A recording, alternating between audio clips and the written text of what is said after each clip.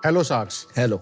मेरा नाम मयंक प्रताप सिसोदिया है और आज मैं यहाँ आपसे पूरी ऑनेस्टी और दिल से बात करने के लिए आया हूँ। मैं यूपी के एक छोटे से शहर धामपुर से हूँ। मैंने किसी बड़े प्रीमियम इंस्टीट्यूट से डिग्री तो नहीं ली है, लेकिन एक चीज़ जो मुझे अच्छे से पता है कि कस्टमर को क्या चाहिए, और वो है ईमानदारी। यही ईमानदारी मेरी और मेरे बिजनेस की नींव है। मैं एक कृषि प्रधान परिवार से आता हूँ, जहाँ पर यह माना जाता है कि आप इस धरती से जितना लेते हैं उतना वापस भी करो। मगर आज हमारे घर में इस्तेमाल होने वाले प्रोडक्ट जैसे डिश वॉश, फ्लोर क्लीनर, यहाँ तक कि टॉयलेट पेपर और रैपिंग पेपर के साथ हमें मिलती है एक प्लास्टिक की बोतल या प्लास्टिक की packaging free free free. Sacks, मुझे आपको यह बताने की जरूरत तो नहीं है कि प्लास्टिक हमारे लिए कितना खतरनाक है। इसी प्लास्टिक की समस्या का समाधान लेके हम आए हैं द ऑनेस्ट होम कंपनी, जहां हम बनाते हैं रोजमर्रा में इस्तेमाल होने वाले क्लीनिंग प्रोडक्ट्स और पेपर प्रोडक्ट्स बिल्कुल प्लास्टिक फ्री। हम सस्टेनेबिलिटी और इको फ्रेंडली के नाम पर लोगों को चूना नहीं लगाते। ऑनेस्ट होम कंपनी के सारे प्रोडक्ट्स कॉम्पिटिटिव प्राइस पर मार्केट पर मिलते हैं। हमने ना ही सिर्फ अपने प्रोडक्ट को सस्टेनेबल बनाया है, बल्कि अपनी कंपनी को भी सस्टेनेबल बनाया है। इसी वजह से हमने 2.25 करोड़ रुपए के इन्वेस्टमेंट पर किया है 14 करोड़ रुपए का सालाना रेवेन्यू। Well done. शाक्स, इस ऑनेस्ट कंपनी को आगे लेके जाने के लिए मेरी आस्क है 1 करोड़ रुपए फॉर 2% ऑफ इक्विटी। क्या आप मेरी ऑनेस्टी में इन्वेस्ट करेंगे? क्या बात है। इंटरेस्टिंग। आपने कहाँ से बताया? आप कौन से गांव से? सर, मैं यूपी के एक छोटा सा शहर है धामपुर। अच्छा, तो आप वहीं बड़े हुए? हाँ जी, मैंने 12वीं तक की एजुकेशन वहीं से की है। और उसके बाद मैंने ग्रेजुएशन किया पंजाब यूनिवर्सिटी से और MBA किया है Jaipuria Institute of Management Lucknow से। MBA करने के बाद मैंने पहली नौकरी की पार्ले प्रोडक्ट प्राइवेट लिमिटेड में as a territory sales officer. फिर मैंने ज्वाइन की हिंदुस्तान यूनिलीवर में मैंने 7 साल काम किया। 7 साल के रिकॉर्ड टाइम में मैंने 3 प्रमोशन लिए। और उसके बाद मैंने एक आयुर्वेदा स्टार्टअप ज्वाइन किया, कपिवा आयुर्वेदा। वहाँ पे मैंने उनके ऑफलाइन डिस्ट्रीब्यूशन को नॉर्थ इंडिया में फैलाया। 1 साल के अंदर उसको 0 से 1 करोड़ रुपए मंथली रेवेन्यू तक लेके गया। Okay, well done. ओके। जब मैं कपिवा में काम कर रहा था तो एक बात जो मुझे हर जगह से मिल रही थी वो ये थी कि आप ऑर्गेनिक और नेचुरल इंग्रेडिएंट वाले प्रोडक्ट तो बेच रहे हैं, फिर क्यों इन्हें प्लास्टिक की बोतल में बेचते हो? दूसरा, होम एंड किचन कैटेगरी एक बहुत फ्रेगमेंटेड मार्केट है इंडिया में। इसको यूनाइट करके कस्टमर को एक ऐसा ब्रांड दें जिसकी क्वालिटी पे वो भरोसा कर सके और दुकान पे जाके मांग सके कि मुझे ऑनेस्ट होम का कोई प्रोडक्ट दे दो। इस चीज के लिए मैंने 2019 के एंड में ऑनेस्ट होम कंपनी की शुरुआत की। और क्या ये ऑनेस्ट होम कंपनी आप जेसिका अल्बा की कंपनी थी? ऑनेस्ट कंपनी, उससे इंस्पायर होकर आपने बनाया कि क्या? नहीं सर, तब तो मुझे पता भी नहीं था कि ऑनेस्ट कंपनी जेसिका अल्बा की। जब उन्होंने मुझे नोटिस भेजा तब मुझे पता लगा। तो आप जीत गए, वो जीत गए। अब इंडिया में ट्रेडमार्क आपका है। हाँ।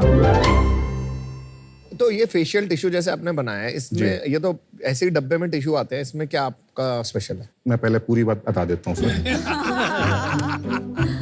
आप ऑनेस्ट हो। सर देखिए, हमने अपनी शुरुआत की थी food wrapping paper, aluminium foil, kitchen towel, facial tissue, इन सभी से। तो हमारा आज की डेट में भी मेजर रेवेन्यू वहां से आता है। उसके अलावा हमने हाउस होल्ड क्लीनर्स के अंदर कोई भी टॉयलेट क्लीनर है, फ्लोर क्लीनर है, डिश वॉश है, वो हमेशा एक प्लास्टिक की बोतल में आता है। एक बोतल खत्म हो गई, आपने 15 दिन बाद फिर से दूसरी बोतल उठा ली, तीसरी बोतल उठा ली। हम अपने घर में प्लास्टिक की बोतल को पाइल अप करते रहते हैं। उसका सॉल्यूशन है ये प्रोडक्ट। ये 25 ग्राम का पाउच है। ये आप आपके घर में जो 500 ml की बोतल जिसमें फ्लोर क्लीनर आता है, उसी बोतल के अंदर ये शैशे पोर कीजिए।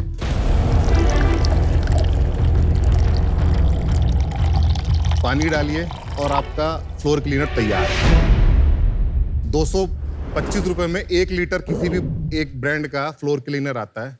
ये 1 लीटर आपका तैयार हो जाएगा 70 रुपीज में। कॉस्ट इफेक्टिव है। अमेजिंग। चलिए आपके प्रोडक्ट्स दिखाते हैं।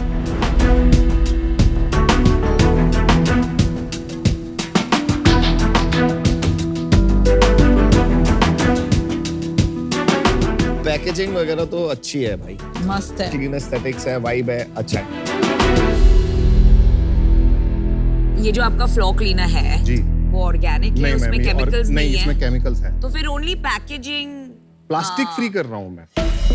उनका claim is not toxic free, it is plastic. But she's got a point कि आप ऑनेस्ट लिख रहे हो, उससे एक माइंड में ये आता है कि everything Ingredients is are chemical free. But which is good for him ना, उनको फायदा हो रहा है, वो तो क्लेम नहीं कर रहे। आपने ये लिखा है good for you, better for the planet, आपका मुद्दा सही है, but good for you may be not. Sir affordability भी तो चाहिए कस्टमर को। चलो आपने थोड़ा सा ग्रे पैटर्न यूज कर लिया हुआ। आप ऑफलाइन बेच रहे हो या ऑनलाइन, क्योंकि आपका पूरा बैकग्राउंड तो ऑफलाइन का लगा मेरे को। मैंने शुरुआत की थी ऑफलाइन से, हाँ जी। और लास्ट ईयर तक जो मेरा कंट्रीब्यूशन था बिजनेस का वो 55% था ऑफलाइन, 45% था मेरा ऑनलाइन। आज की डेट में जो इस साल के 6 महीने बीते हैं, इसमें से मेरा 40% रेवेन्यू है ऑफलाइन, 24% रेवेन्यू मैं कर रहा हूँ मार्केट प्लेसेस से, 30% मैं कर रहा हूँ अपने क्विक कॉमर्स से। वेरी गुड यार। 6% अपनी साइड से करो। नहीं सर, 6% में जो छोटे छोटे हैं, रेड हो गया, मेवला हो गया, जो छोटे छोटे नंबर है वहां से कर रहा हूं। अपनी साइड से नहीं करते। मेरी वेबसाइट है मगर मैं उससे कोई बिजनेस नहीं करता। तो आप ट्राई नहीं करते हो कि नहीं, मैं ट्राई ही नहीं करता। स्मार्ट। क्यों? सर मेरा एवरेज कस्टमर ऑर्डर वैल्यू है वो 200 रुपए, और मैं अगर सोनीपत में बैठ के ट्रांसपोर्टेशन करूंगा नेशनल लेवल पे 150 रुपए तो कोई लेके चला जाएगा। ठीक मेरे है। पास क्या बचे? आपने सिर्फ ऑफलाइन सेल्स किया था, आपने कैसे इतनी अच्छी पैकेजिंग बनाया, मतलब, और ये ऑनलाइन बिजनेस ग्रो करना, ये सीखा कहाँ से? मैडम जब कोविड आया 6 महीने हम लोग घर में बैठे, उससे पहले मैं महीने के 25 लाख रुपए के रेवेन्यू पे पहुंच गया था। 1100 आउटलेट में मेरी दिल्ली में कवरेज थी। ऑफलाइन धंधा मेरे को पता है किस दुकान पे जाके कहाँ माल बेचना है। बट जब कोविड आया 6 महीने हम नहीं बेच पाए, तो मेरे को ये समझ में आया कि कुछ तो मैं गलत कर रहा हूँ। सिर्फ अभी ऑफलाइन में धंधा बनाने से तो नहीं चलने वाला है, आपको नए ट्रेंड के हिसाब से चलना पड़ेगा। तो मैंने धीरे धीरे ऑनलाइन लिस्टिंग करनी स्टार्ट की, ऑर्डर नहीं आए। फिर अपने कलीग से, दोस्तों से सीखा कि यार तुम किस तरीके से करते हो। उन लोगों ने बताया कि हमने सारे स्टेट्स में अपने जीएसटी रजिस्टर्ड कराए हैं, मैंने भी अपने जीएसटी रजिस्टर्ड कराए। धीरे धीरे सेल्स आनी स्टार्ट हुई। एफएमसीजी के हिसाब से जो सेल साइकिल है ना, वो 25 तारीख से लेके 5 तारीख तक का है। तो 25 से 5 के बीच में हम बहुत लिमिटेड प्राइस रखते थे इनिशियल डेज में। फॉर एग्जाम्पल हमने इनिशियल डेज में फूड रैपिंग पेपर को अपनी कॉस्ट से कम पे बेचा, तो लोगों के घर में गया। प्रोडक्ट की क्वालिटी अच्छी थी, मेरा एक प्रोडक्ट बिकने लगा, उसी के साथ साथ मेरे बाकी के प्रोडक्ट भी बिकने लगे। मेरा अमेजोन पे जो कस्टमर रिपीट रेट है वो 33% है क्वार्टर का।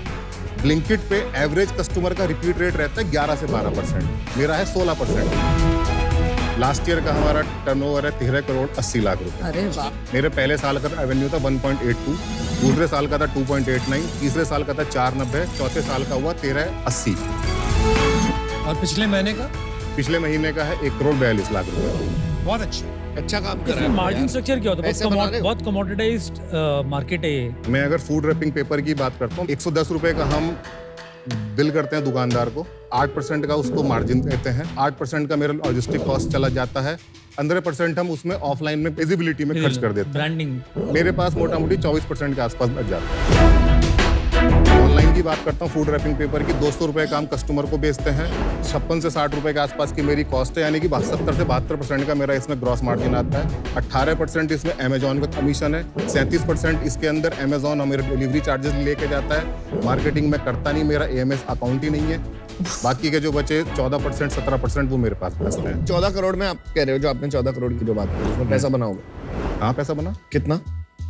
सर टोटल हमने 60 लाख के करीब बनाया। तो मतलब 3% से 4% 3 से 4% का धंधा हो। 4% का मार्जिन का बिजनेस है। बट अगर आप स्केल करोगे ना थोड़ा सा, उसमें AMS वगैरह तो डालना पड़ेगा। फिर आपका ये, आपने कुछ सोचा है कि आप ये कंटिन्यू कैसे करोगे प्रॉफिट बनाना? सर मार्केटिंग तो करनी पड़ेगी, मगर मैं अभी उसमें एक स्टेप पीछे अभी इसलिए हूँ क्योंकि मैं अभी कस्टमर की डिमांड कोई पूरी नहीं कर पा रहा हूँ। स्टॉक नहीं था स्टॉक मेरे की पास, प्रॉब्लम है। स्टॉक की नहीं, प्रॉब्लम है। लेकिन आपका वर्किंग कैपिटल कितना रिक्वायर्ड है आपको? करंट स्केल में मेरे को अभी 1 से 1.5 करोड़ का वर्किंग कैपिटल चाहिए। 1 महीने का वर्किंग कैपिटल रहता है आपको, मतलब 1.4 करोड़ की सेल है, 1.4 करोड़ का वर्किंग कैपिटल। मुझे तो समझ नहीं आ रहा, आप इतने ऑनेस्टली सब बातें बता रहे हो, सब सही है, कहीं पे कुछ मेरे को तो कभी कभी डर लगता है कि जब सब सही होता है तो कहाँ झोल का।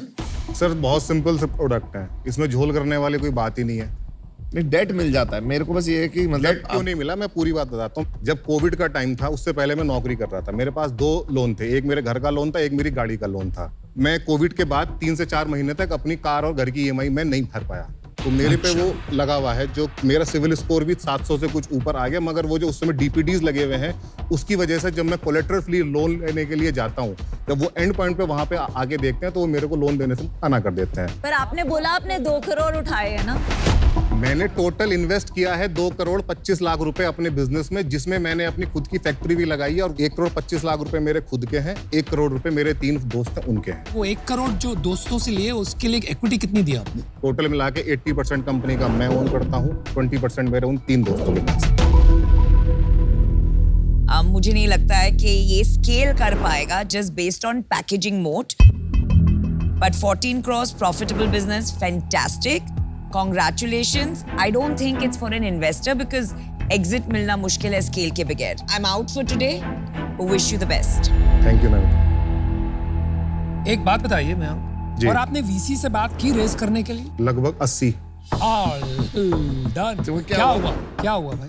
पहला फीडबैक आता है कि ये हाईली कॉमोडिटाइज मार्केट है। यस। दूसरा फीडबैक आता है तुम्हें ऑनलाइन में धंधा करना नहीं आता, तुम सेल्स के आदमी हो, ब्रांड कैसे बनाओगे। वो ये कहते हैं कि एक और अपने, आप अभी सिंगल फाउंडर हैं, अच्छा। एक और को फाउंडर लेके आइए जो थोड़े बड़े प्रीमियम इंस्टीट्यूट से हो, उसको थोड़ी मार्केटिंग की ज्यादा वीसी आपको नॉलेज हो। चाहता है कि एक टेम्पलेट में डाल दे और वो टेम्पलेट में अगर आप फिट नहीं होते हो तो उनको लगता है अरे ये कहां से आ गए। अभी सारी D2C कंपनीज को उल्टा बोल रहे हैं, ऑफलाइन करो, वहीं पे तो प्रॉफिट है। मैंने तो शुरुआत ही ऑफलाइन से की थी। भाई मैं आपकी इंडस्ट्री समझ गया, जी। इट्स इंटरेस्टिंग, एक्साइटिंग, अच्छी टाइमिंग है।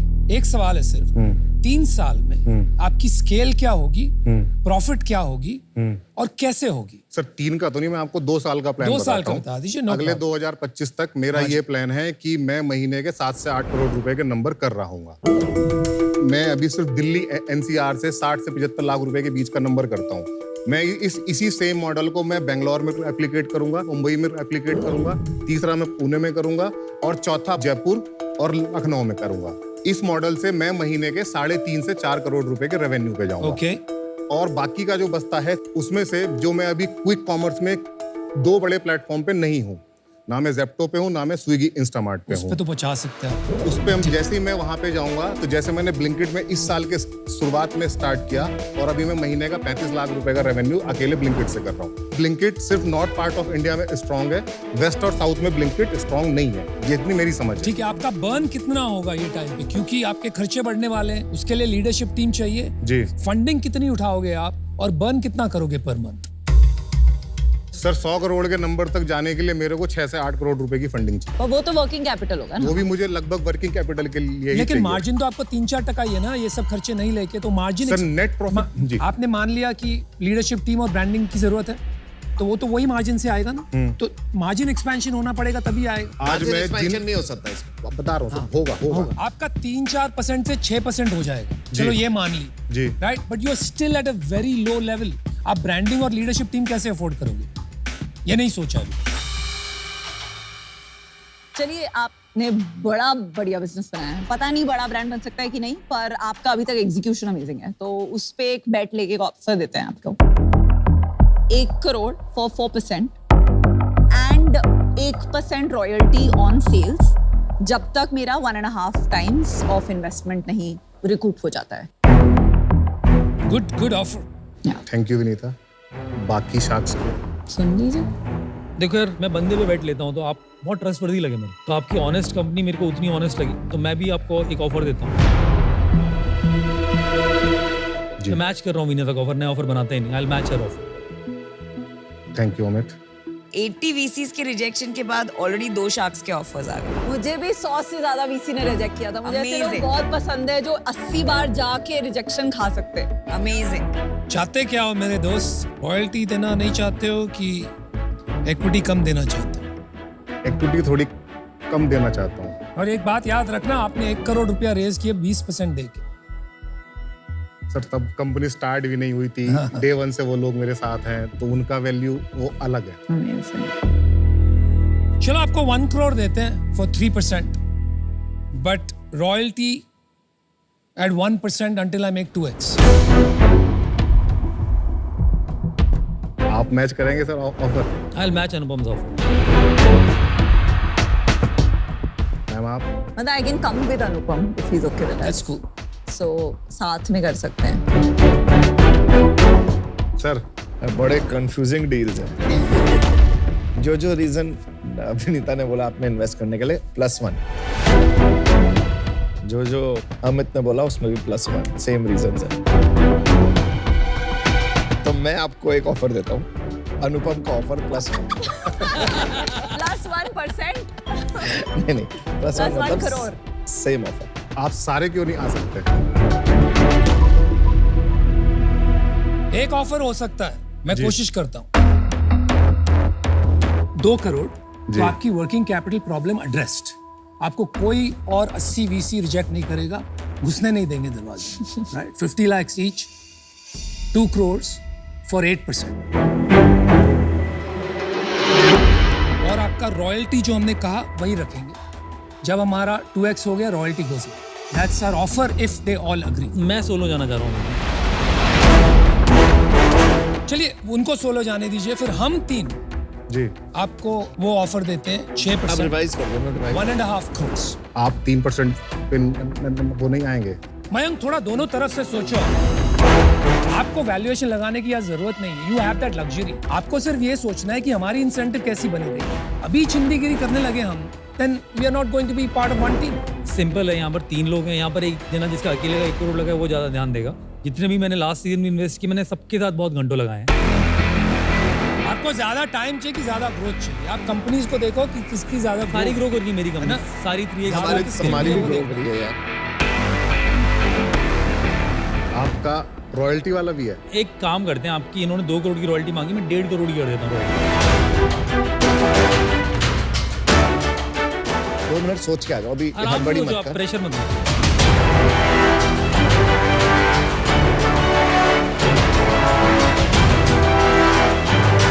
आप चारों आ जाइए, आप चारों आ जाइए।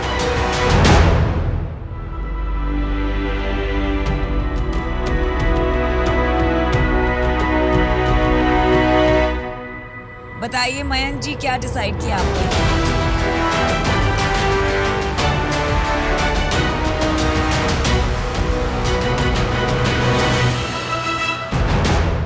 अमित, डील पक्की। Amazing, you made the right choice, my friend। क्या रॉयल्टी कम हुई इसलिए? अनुपम हो गया मल्टीपल पे तो नहीं जा सकते। अरे यार तू जब तक पहुंचेगा तब तक बात हो जाएगी। Congrats, bro। Well मजा आ done, गया। Amit। He's such a good founder।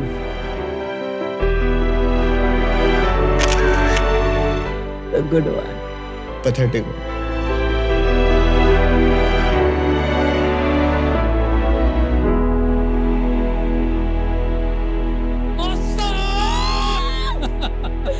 Good, आपने लास्ट अच्छी वो मारी। हाँ, बट ये पैसे भी बना के देगा। I know।